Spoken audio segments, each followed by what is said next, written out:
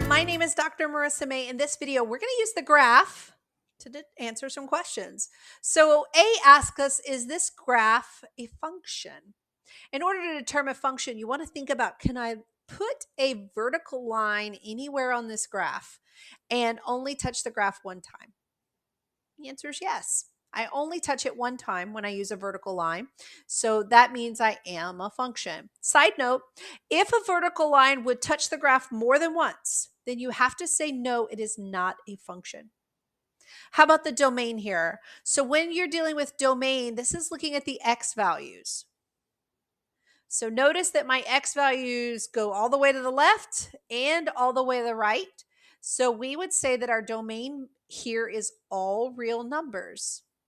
If you need to write that in interval notation, you would say negative infinity to positive infinity. All right, C is asking for the range. Notice that my y values are at the low point here and here. So my y values there are 0, and then the y values go up. So my range would be that y is greater than or equal to 0. Or if you need to say that in interval notation, you would say that 0 with a bracket to positive infinity. All right, D asks for the intercepts. So let's look first at the x-intercepts. This is where the graph touches the x-axis. And again, that happens right here and right here. So it looks like my x-intercepts are at negative 1, 0 and 1, 0. And my y-intercept is right here, and that happens at 0, 1.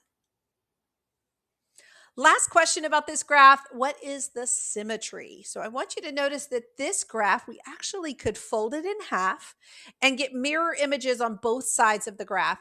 And that fold that we would make would be on the y-axis. So we say that this has y-axis symmetry. Side note, you can have x-axis symmetry. You can have origin symmetry. All right, friends, I hope this helps you with questions that you need to answer based on a graph. Bye for now.